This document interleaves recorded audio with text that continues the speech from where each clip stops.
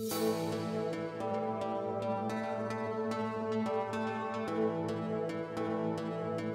sa mga pangunahing pangangailangan ng bawat Pilipino ang pagkakaroon ng sariling bahay. Sa buong bansa, nasa 1.4 milyong pamilya ang maituturing na informal settler o walang sarili at maayos na tirahan. Ang National Housing Authority at maging ilang lokal na pamahalaan binigyan ng mandato na magtayo ng abot-kayang pabahay para sa mga mahihirap. Ito, semento. Sanang bumabagsak siya eh. Pag ginanon mo, big sabihin, may konti yung mix ng semento. Pero ang ilang itinayong pabahay ng gobyerno, iniwang nakatiwangwang at hindi naman natitirahan.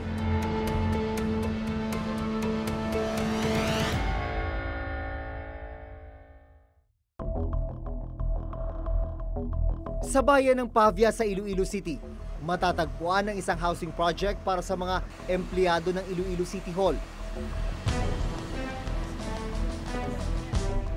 Sa halagang 200 pisong renta kada buwan, maaari na sanang magkaroon ng sariling bahay ang mga empleyado ng munisipyo ng Iloilo. Pero pagdating sa pabahay, halos hindi mo na makita ang mga housing unit. Pag nandito ka, titignan mo tong area na ito, parang talahiban lang. Pero lapitan natin itong loob, makikita mo, ayan, makikita mo, nakatiwangwang na housing unit. Ilan lang yan sa maraming unit dito sa area na ito na matagal lang nakatenga. Patunay na nakatenga itong napakaraming talahib.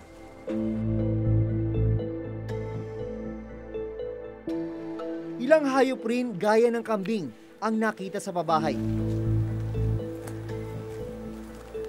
Ang ilang unit naging target na ng vandalismo, habang ang iba tinubuan na ng damo at puno. Base rito sa plano na nakuha ng reporter's notebook, 413 units yung dapat itatayo. Ang nagastos na rito, nasa halos 90 million pesos.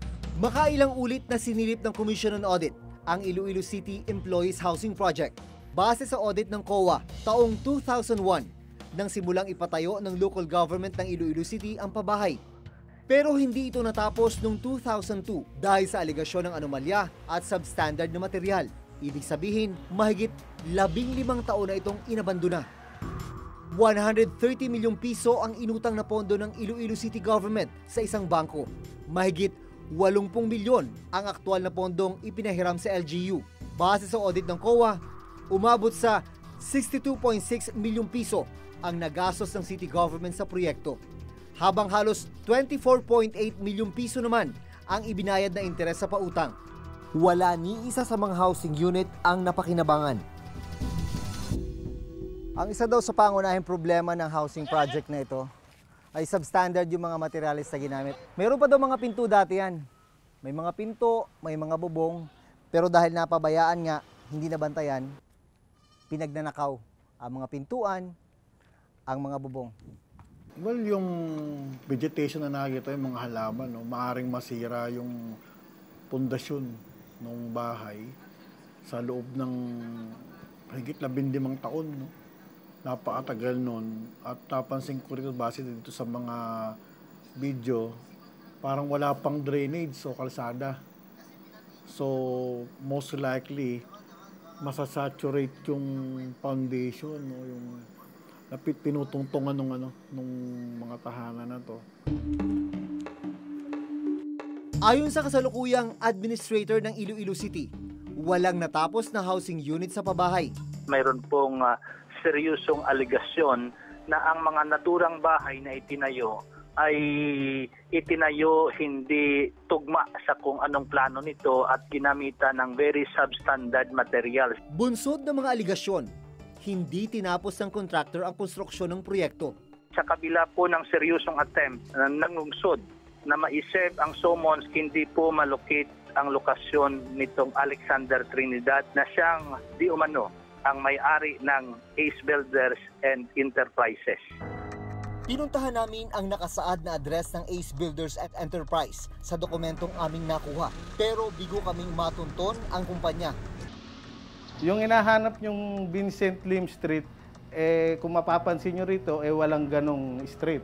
At dito naman sa Ortigas Center, yung hinahanap nyong kondo, wala rin ho rito sa Ortigas Center na nasasakupan ng Barangay San Antonio. Kinasuhan sa Sandigan Bayan ang ilang opisyal ng Iloilo City, kabilang ang dalawang dating mayor ng lungsod.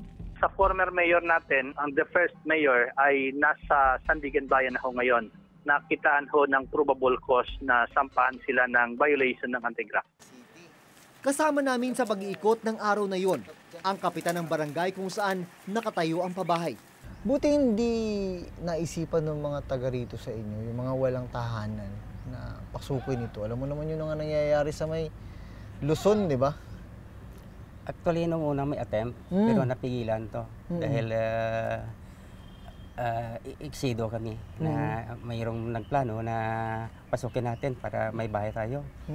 So napigilan namin dahil mandated kami na sa barangay na wag padamihin yung mga squatter.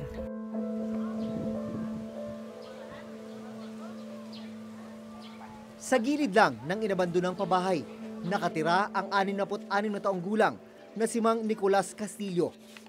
Dati siyang empleyado ng Iloilo City LGU bilang city assessor sa loob ng mahigit 2 dekada. Isa lang si Mang Nicolas sa higit 400 empleyado ng Iloilo City Hall noon na tinagit maging benepisyaryo ng pabahay. Kasi marami rin ng empleyado sa City Hall na walang bahay. Nag-umpa-umpahan, wala akong lupa, wala akong bahay. Squatter lang kami dito sa Barangay Ungkaono. Kaya gusto ko sana makalupa at saka may bahay rin. Dahil nakatira malapit sa babahay, nakita rin daw ni Mang Nicolas ang paglubog ng mga housing unit nang minsang dumating ang malakas na bagyo. Ang height man ng bahay at tapos kung mayroon namang nakaano dito ng bagyong ano ba yan? Kalate ng mga bahay, siguro nakalupog. Sa ngayon, nananatiling informal settler ang pamilya ni Mang Nicolas. Umaasa siyang isang araw, isa sila sa mabibigyan ng relokasyon ng gobyerno. Siyempre tatao rin kami. Pero ang ano namin, kung saan kami dadalhin.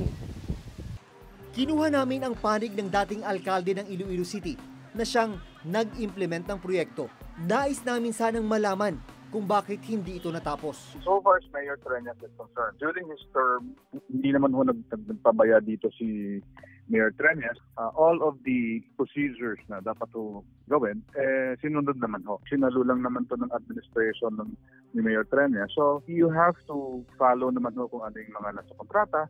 Samantala, sa panig ni dating Mayor Mansueto Malabor, limitado raw ang kanilang partisipasyon sa pag-aproba at pagpirma ng kontrata sa pabahay.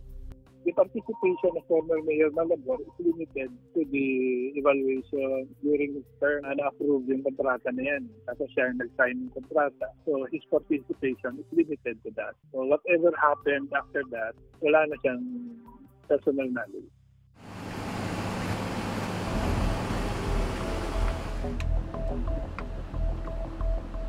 Sa Iligan City, Lanao del Norte, matatagpuan naman ang Bay Vista Village Housing. Nasa 400 million pesos ang inilaan na pondo ng gobyerno para magtayo ng nasa 1,400 housing units para yan sa mga pamilyang nawala ng tirahan dahil sa bagyong Sendong. Sa datos na nakuha ng Reporter's Notebook mula sa NHA Iligan, 1,170 units ang bilang ng naipatayong housing units. 331 sa mga ito ang okupado. Ibig sabihin, nasa 839 housing units ang hindi pa rin naookupahan.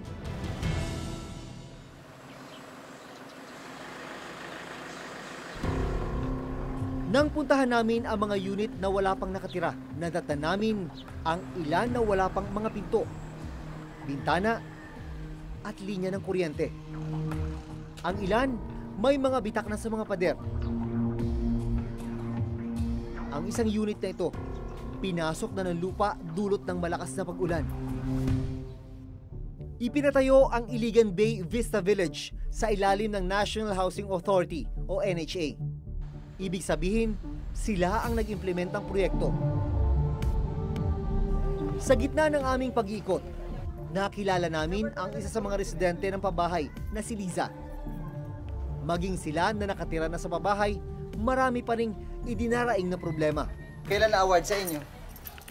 Atong July 31. July last year. July 31 last year. Tapos, pero dito na kayo nakatira? Natungan mo. Ha?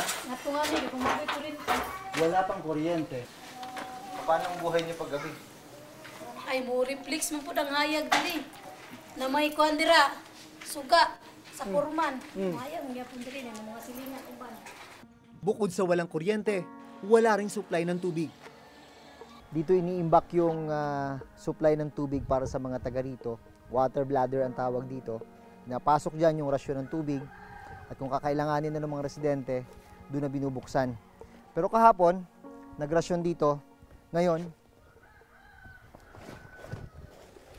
yan ang laman.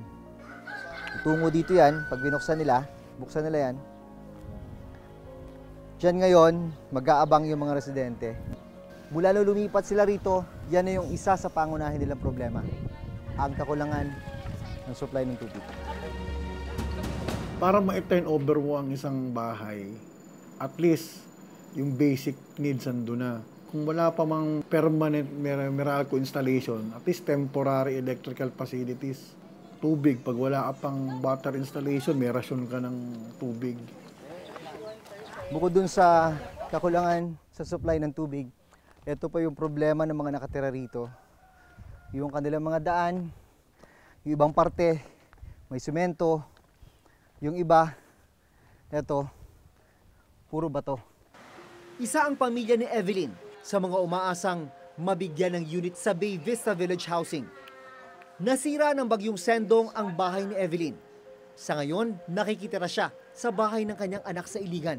Kayo po ba yung nag-a-apply na magkaroon ng babae? Sa ano lang po, doon lang ako sa CSWD nagpunta noon kasi yun yung proseso noon na may ano, doon mo napupunta para sila yung maglista ng pangalan namin. So, nung nakita nila yung green card ko nga, may nakalagay na ngang isa. Hindi na daw kami qualified doon sa pabahay. ESA o Emergency Shelter Assistance ang pinansyal na tulong na ibinigay ng DSWD sa mga biktima ng kalamidad. Wala na ko ng gana nung sabihin nila yun eh. Kumbaga pa, kung ganun pala yung ano nun, yung 5,000, hindi ko na yun kukunin. Anhin ko man yung 5,000. Yung isang poste, hindi na yun magkakasya. Sa kasalukuyan, nasa mahigit 800 housing units ang nananatiling nakatiwangwang sa Bay Vista Village sa Iligan.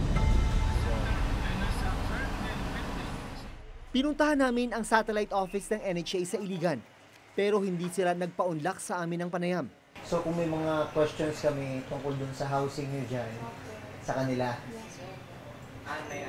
so hindi nyo makakapagbigay ng detalye dito kung ilan yung occupied doon, ilan yung completed na. Para alamin kung ano ang estado ng mga pabahay ng NHA, maging kung magkano ang nagastos at ilan na ang nakatira sa mga housing project, nakipag-ugnayan kami sa kanilang opisina. Sa ngayon, kinakala pa ng NHA ang mga datos at dokumento bago magpaunlak sa amin ng panayam.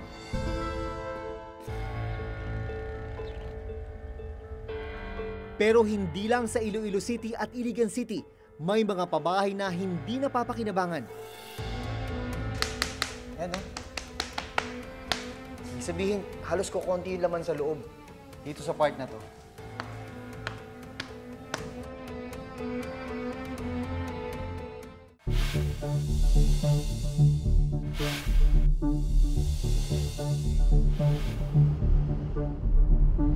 Sa pag-iikot ng Reporter's Notebook, natuklasan namin na ang ilan sa mga housing project ng NHA para sa mga low-salaried uniform personnel nakatiwangwang imbis na pinakikinabangan. Kuryente. Problema. Ang banyo nila, oh. Parang walang kalaman-laman na simento. Ito, oh. Bakal. Walang dugtong. Eh, babagsak at babagsak talaga. Kaya ito, oh, nagkabagsakan na yung mga simento. Ito, Semento. Sanang bumabagsak siya eh. Pag ginanon mo, big sabihin, May semento. may konti yung mix ng semento. Sa report na inilabas ng Commission on Audit noong December 2016, isa itong Sea Breeze Residences dito sa Ibaan, Batangas sa kanilang sinilip. 1,109 units ang itinayo dito para sa mga pulis at sa mga sundalo. Hanggang ngayon, ni isa, wala pa rin nakatira dito. Nasa mahigit 190,000 na mga housing units ang naipatayo na ng NHA para sa mga pulis, mga sundalo, mga informal settlers, at maging sa mga biktima ng Bagyong Yolanda.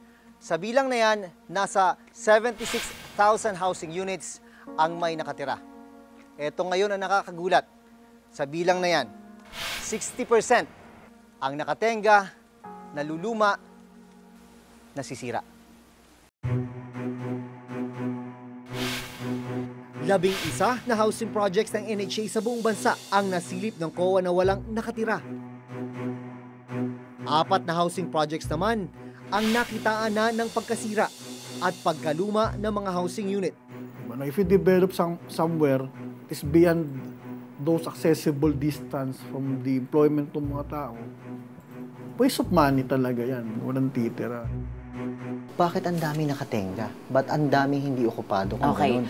With respect to the AFP-PNP housing, no, isa-isahin natin yon. Kadalasan ang naging dahilan nila ay napakaliit yung sukat. Pag sinabi nating affordability, ang mga beneficiaries kasi, they're classified as low salary. So ito yung affordable housing para sa kanila. So our designs, the sizes, are also dictated by the budget. And then, may mga nagsabi na malayo na sa kanilang mga assignments. We left it to the AFP-PNP Housing Board yung responsibility of identifying and screening the beneficiaries. Aagarin natin ang dapat. Isang taon na ang nakararaan ng maging laman ng balita ang ginawang paglusob at puwersahang pag-okupa ng halos 5,000 miyembro ng grupong Kadamay. 6 na resettlement areas ang inokupahan dito pa lang sa Pandi, Bulacan. Kabilang na rito itong Pandi 3 residences at itong nasa may harapan ko naman ang Pandi 2 residences. Sinasabi ng Kadamay na mahigit 5,000 unit na ang kanilang naokupahan. Ang itinurong dahilan ng grupo sa ginawang paglusob ang matagal ng pagkatiwangwang ng mga pabahay.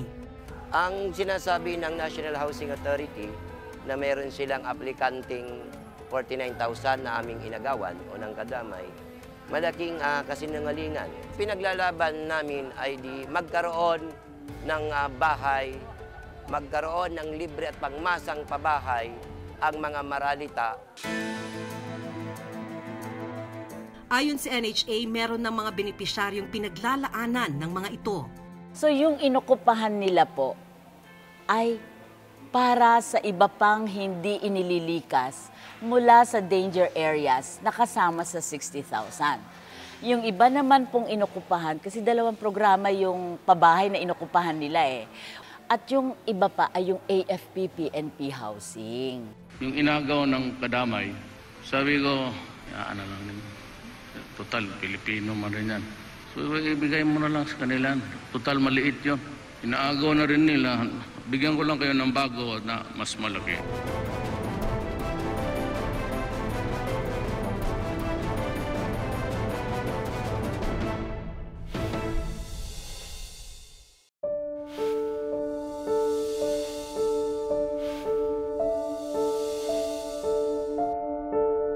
May mga lugar sa bansa na pinagtsatsaga ang tirhan ng marami nating kababayan. Habang libu-libong pabahay na walang nakatira at ilang taong nakatiwangwang. Bilyong pisong pondo ang inilalaan at nasasayang sa pagpapatayo ng mga pabahay na hindi natitirhan.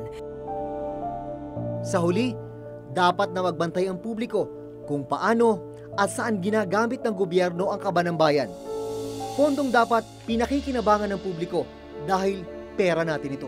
Dahil sabi mo nila, hanggang sa susunod na Huwebes, ako si Maki Pulido.